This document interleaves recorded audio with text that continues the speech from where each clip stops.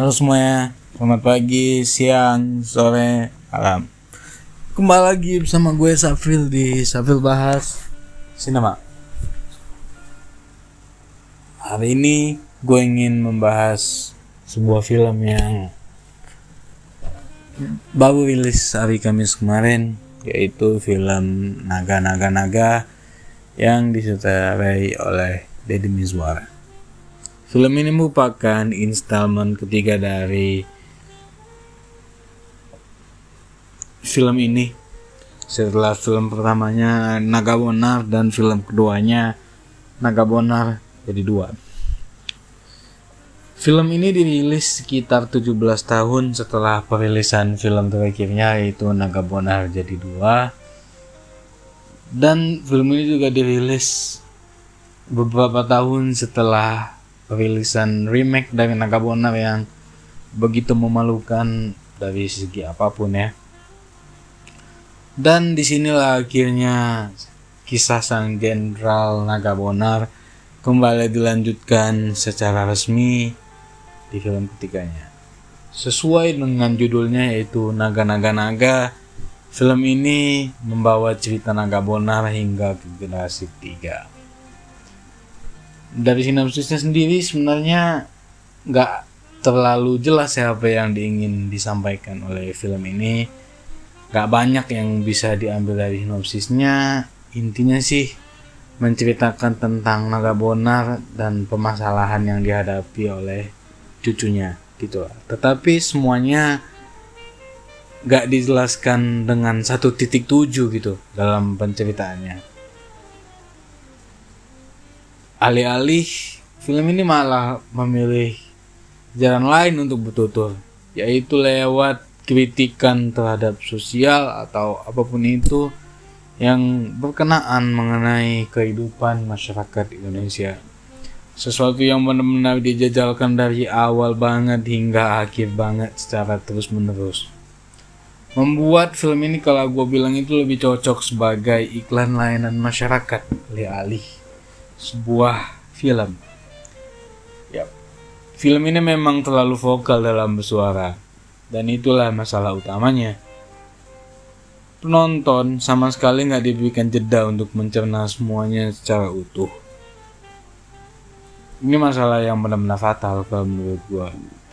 Karena kalau menurut gue sendiri, film itu harus memberikan jeda kepada penontonnya untuk mencerna apa yang sebenarnya terjadi. Walaupun memang kadang ada film yang membuat penontonnya menerka-nerka, menebak-nebak kejadian selanjutnya, berpikir, memantik penonton untuk merasakan sesuatu. Tapi film ini gak memberikan hal tersebut. Selalu diulang-ulang, begitu repetitif, ditumpukan begitu saja, ditumpukan pesan-pesan moralnya, dan membuatnya gak seperti film, seperti iklan layanan masyarakat yang mengajarkan kita untuk melakukan perbuatan baik, mencintai negara, dan lain sebagainya. Menurut gua hal seperti ini tuh udah kita dapatkan di sekolah, kemudian udah kita dapatkan di TV juga, iklan-iklan yang dilakukan oleh pemerintah. Jadi sebenarnya itu gak perlu lagi gitu diberikan di film, tetapi malah film ini melakukan hal tersebut dan sangat-sangat fatal lah. Walaupun beberapa yang disampaikan film ini memang ada yang memang kelihatan dan nyata, tetapi terkadang masih exaggerated dilakukan di film ini, masih dilebih-lebihkan, dan ada juga beberapa yang menyindir. Tapi gue gak akan membahas hal tersebut. Gue mengatakan film ini terlalu vokal, tetapi gue gak benci terhadap film yang benar-benar vokal. Gue memberikan sebuah contoh lah untuk sebuah film yang sangat vokal tetapi mampu memberikan jeda kepada penonton untuk mencerna apa yang terjadi, yaitu film Aum yang disutradarai oleh Bambang Kuntaramukti. Itu adalah film yang lantang ya, sangat lantang, tetapi gak lebay. Dan gue melihat kalau film itu juga gak dijajalin dengan beberapa unsur-unsur politis atau menjelek-jelekkan satu pihak dan yang lain. Ya, jelas film Naga ini tuh mampu lah mencapai levelnya Aum dalam bertutur. Dan gue sangat menyayangkan hal itu. Kenapa gue menyayangkan hal itu? Karena gue suka dengan pilihan cast-nya. Selain cast lamanya yang masih tetap kembali, ada satu pemeran baru yang memainkan karakter yang juga baru, yaitu karakter Monaga atau Nakabonar Junior, generasi ketiga dari Nakabonar, yang diperankan oleh Cut Baby Sabina. Gue suka pemilihan Baby Sabina di sini ya sebagai Monaga, karena memang dia itu kelihatan mirip banget dengan orang yang sering kali disebut-sebut di film ini. Itu sangat mirip dengan dia, yaitu neneknya sendiri, yaitu neneknya di film ini yang diperankan oleh Nurul Arifin. Nurul Arifin muncul di film pertamanya, dan di film kedua dan ketiganya cuma disebut doang. Dan ketika gue perhatiin berulang-ulang ya, Nurul Arifin dan Baby Sabina, memang mereka kelihatan mirip banget. Dan ini adalah pemilihan yang cerdas kalau menurut gue. Dan ini adalah salah satu titik positif juga di film ini yang layak dipuji.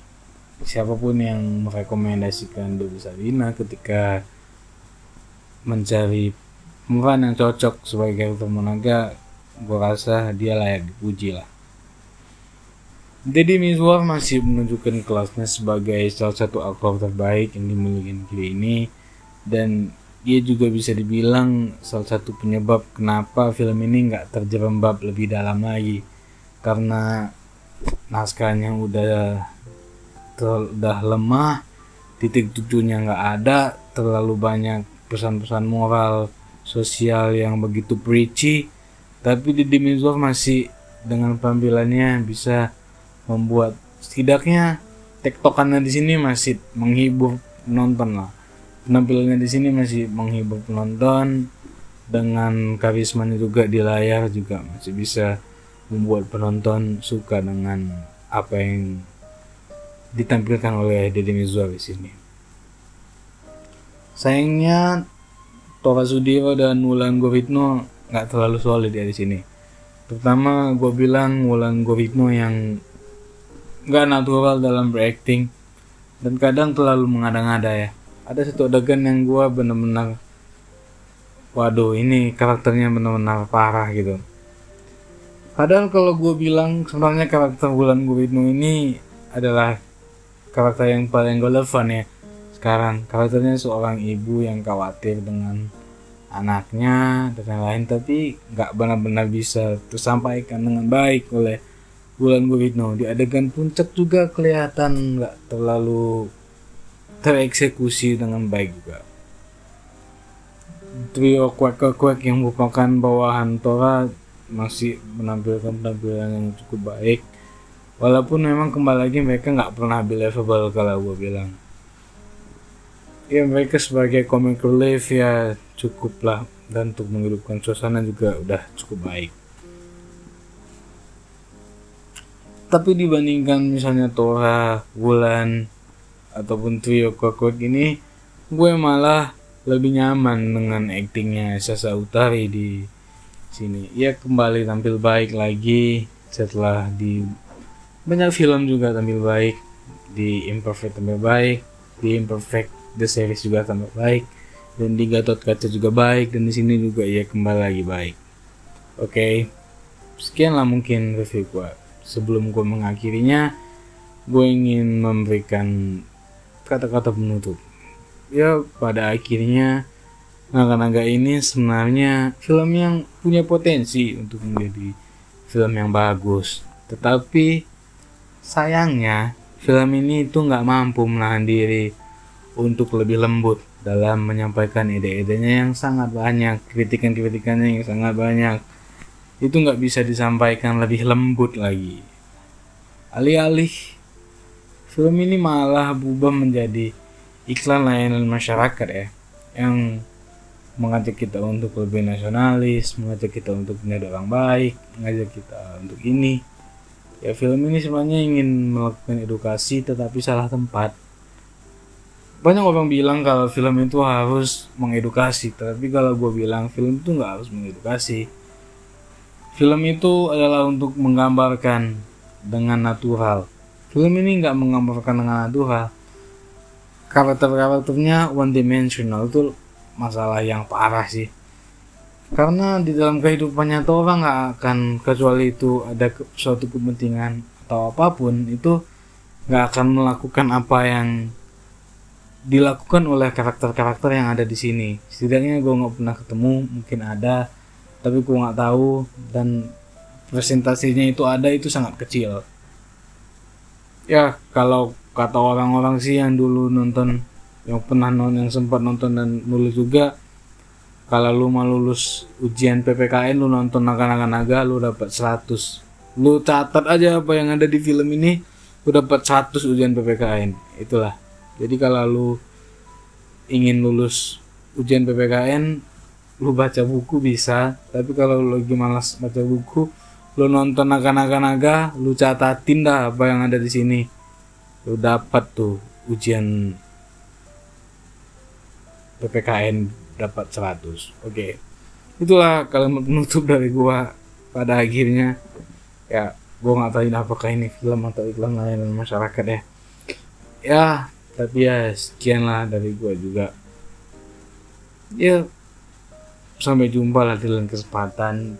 Seperti biasanya jangan lupa like, comment, subscribe channel ini kalau kalian anggap video ini bermanfaat, apa yang gue sampaikan di channel ini bermanfaat.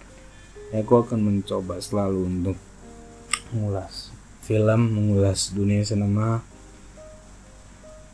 ya secara sudut pandang gue lah. Sekian dari gue,